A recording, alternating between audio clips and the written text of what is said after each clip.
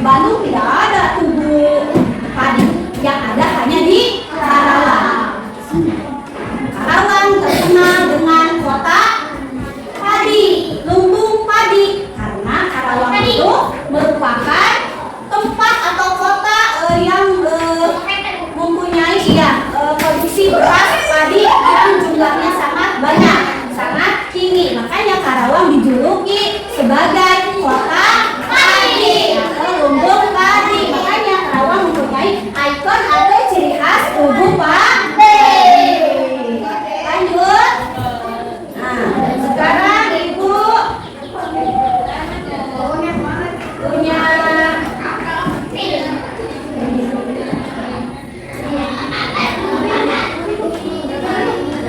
punya gambar masih sama seperti tadi. Nah, di Jogja Bu. Wah, di mana ini?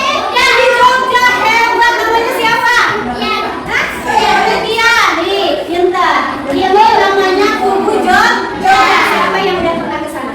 Nah, ada yang pernah? Saya pernah, tapi ini namanya Kubu Jogja. Adanya di mana berarti? Ya, ada saudara. Ada yang pernah piknik ke sana? Ada. Nah, pernah lihat ini?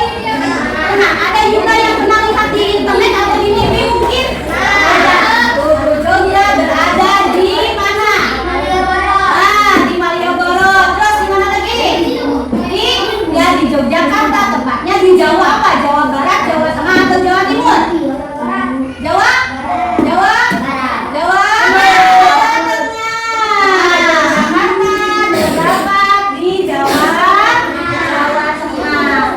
Ini merupakan keunikan di kota Yogyakarta, daerah Yogyakarta. Banyak sekali keunikannya. Salah satunya yaitu mempunyai Kubu Jogja sebagai ikon atau ciri khas. Ada juga yang punya gambar apa ini?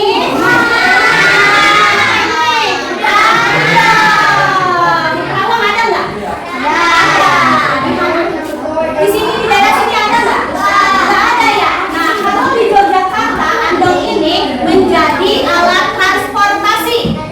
Pengunjung kalau mau jalan-jalan mengitari keindahan kota Yogyakarta bisa menggunakan andong di pagi hari, di sore hari, bahkan di malam hari. Menggunakan apa?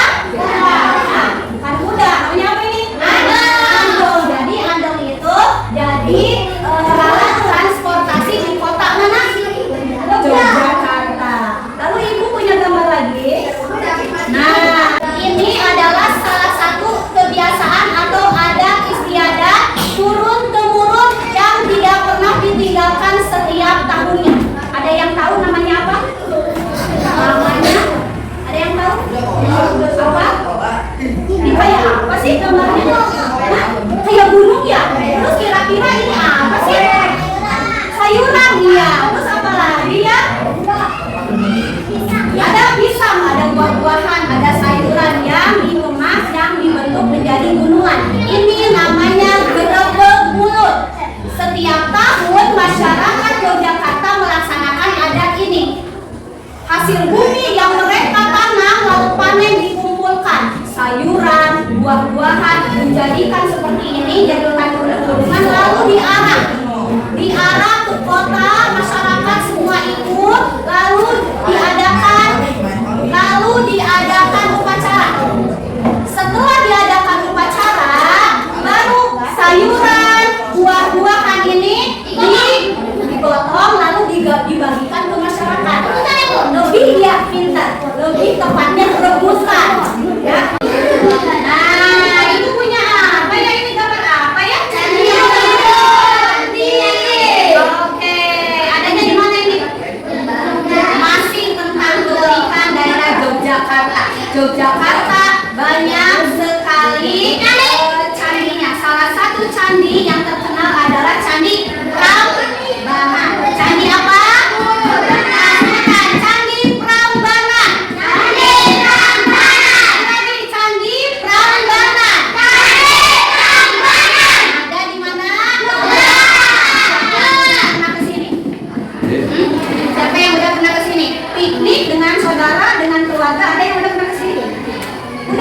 Gimana perasaannya? Takut ya?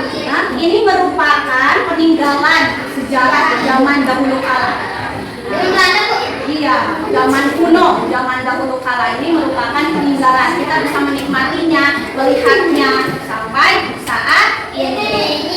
Kenapa sih disebut dengan Candi Prambanan? Ada ini ceritanya. Asal usul Candi Prambanan juga ada. Ada yang tahu nggak? Iya, ada yang tahu nggak ceritanya? Asal usul Candi Prambanan. Ada yang tahu nggak ceritanya? Ada yang mau tahu ceritanya? Mau. Baik. Nah, ibu akan menampilkan. Disimak baik-baik.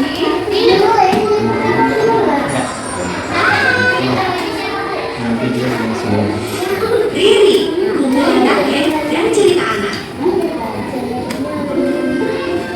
Dengarkan, disimak cerita asal usul Candi Prambanan. Zaman dahulu kala, di daerah Jawa Tengah terdapat kerajaan yang subur dan makmur bernama Kerajaan Penjuru. Kerajaan ini dipimpin oleh Prabu Damarmaya. Ia mempunyai putra yang sakti dan ganas bernama Raden Bandung Bondowoso. Jauh dari kerajaan ini, ada satu kerajaan lain yang kering dan bagus bernama Kerajaan Naga. Kerajaan ini dipimpin oleh Prabu Naga, seorang raja keturunan raksasa yang menakutkan dan juga serakah. Namun, ia mempunyai seorang putri bernama Roro Jonggrang yang sangat cantik.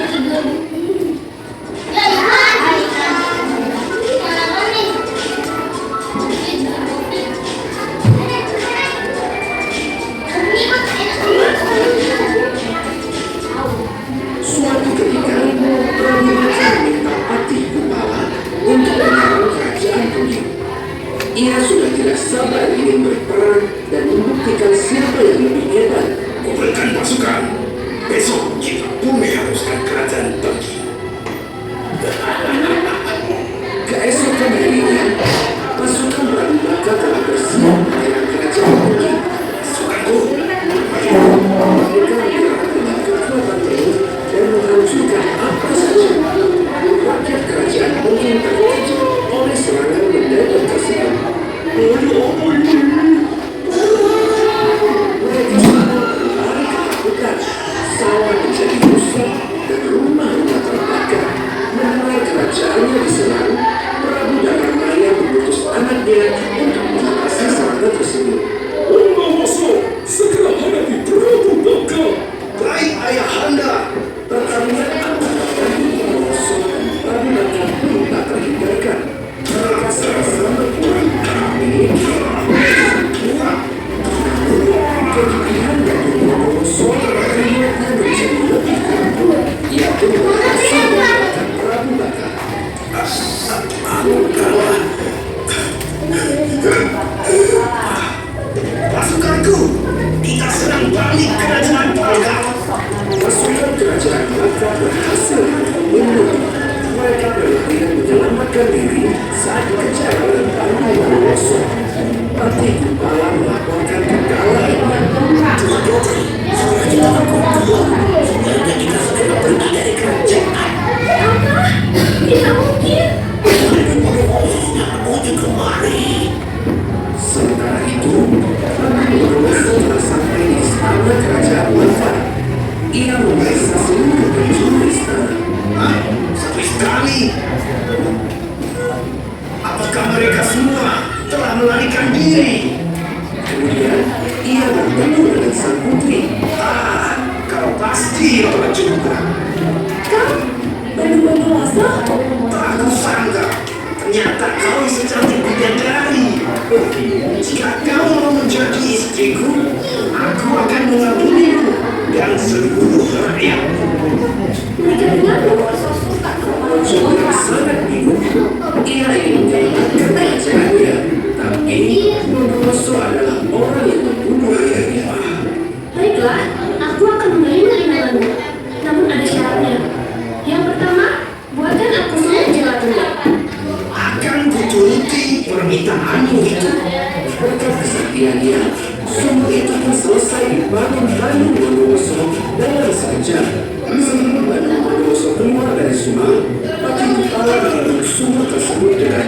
kuat.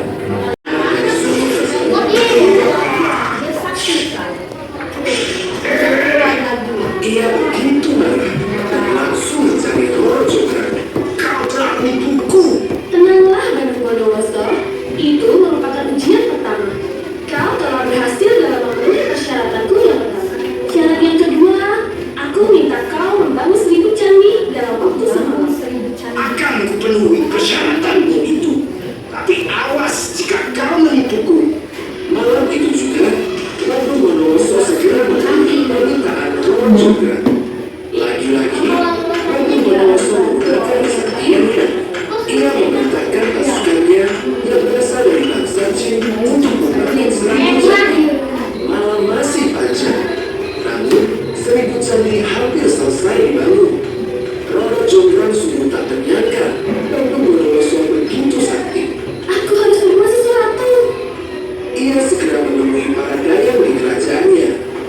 Dayang, tunggu pagi sekarang juga. Ajak semua dayang yang lain. Suara alu menunggu padi bertahun-tahun. Selain suara alu, para dayang dan perempuan di desa juga membakar jerami di sisi timur kerajaan.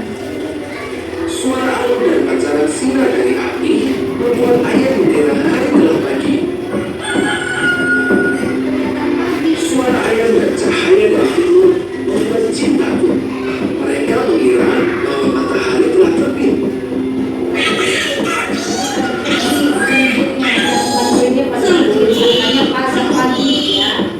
Tunggu, jangan pergi dulu. Candi masih belum selesai. Namun, para Jin tak menghiraukan ucapan Prabu Bondowoso. Mereka segera pergi meninggalkan candi yang belum selesai. Apa yang terjadi sebenarnya? Prabu Bondowoso pun segera berlari ke arah desa. Sesampainya di sana, ia melihat para dayang sedang memegang alu dan membakar jerami. Kali ini, Prabu Bondowoso benar-benar marah kepada Roro Jonggrang. Kau berbuat curang 2 kali. Aku sungguh tidak bisa memaafkanmu lagi. Aku akan membuatmu menjadi hiasan candiku. Seketika, ibu dan Arca. Arca itu dikenal sebagai Arca Durga yang menggenapi candi ke-1000. Kompleks candi itu kini dikenal sebagai Candi Bambadan dan terletak di Kabupaten Sleman, Yogyakarta. Udah selesai ceritanya. Kita ceritanya loh. Gagalnya. Jika tak ingin terkena akibatnya, jika sudah berjanji harus ditepati. Janganlah menjadi anak yang suka ikat janji. Ya, berdiri dengan Bondowoso. Itu adalah ya sudah menyimak cerita tentang asal usul Candi Prambanan. Gimana ceritanya? Bagus? Bagus. Cerita ini dengarkan anak-anak termasuk cerita fiksi. Apa itu cerita fiksi? Dengarkan, cerita fiksi itu adalah cerita rekaan, hayalan si pengarang tanpa ada bukti itu benar atau tidaknya. Itu cerita fiksi. Ayo anak-anak duduk yang rapi. Di dalam cerita fiksi ada yang namanya tokoh utama dan tokoh tambahan. Tokoh utama itu adalah pemeran utama yang sering diceritakan atau disebut namanya. Ini ada nggak di sini yang sering disebut namanya siapa? Roro apa? Roro Jonggrang dan Bandung Bondowoso berarti termasuk tokoh utama. Ada tokoh tambahan. Tokoh tambahan itu hanya pelengkap saja. Namanya ceritanya ada tapi hanya sekilas namanya muncul. Tadi ada nggak? Tokoh tambahan siapa? Prabu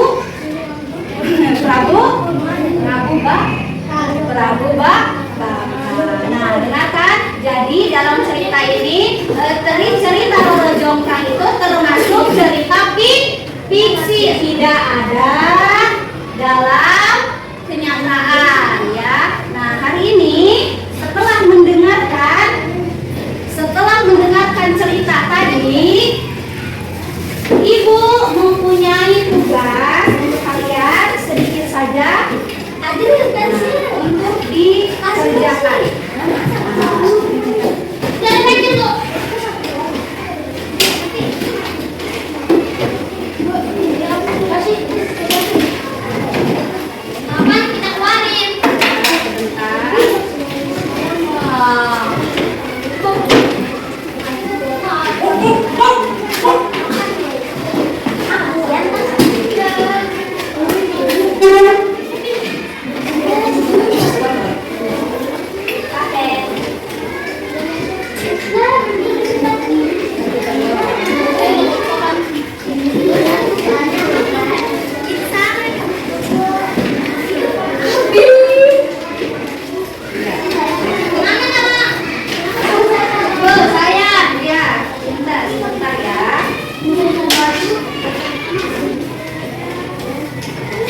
Setelah menyimak cerita tadi, nah di sini ada pertanyaan.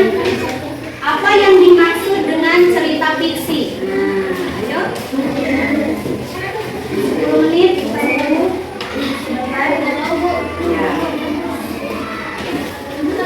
Nomor 2, sebutkan tokoh utama pada bacaan berjudul Roro Jonggrang. Pada cerita tentang Roro Jonggrang tadi tokoh utamanya siapa aja? Tolong ditulis.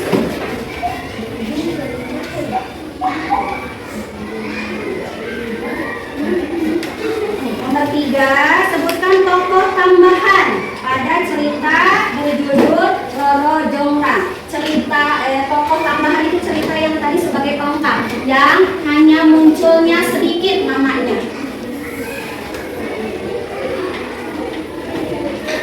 Oke, ya, pinter. Ya, pinter. Ya. Duduk aja sayang.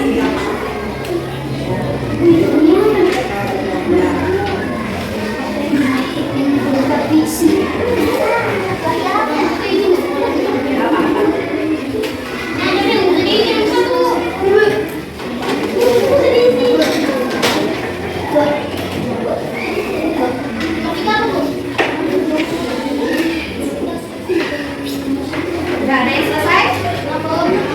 Ya. Sudah ada yang selesai? Duduk yang rapi. Ada yang mau ke depan? Ayo, boleh.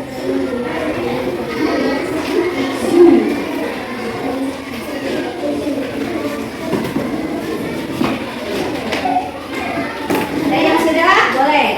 Oke, ke depan pintar sayang. Yuk. Ya. Ya. Yuk, boleh ke depan. Sini. Ya, di sini.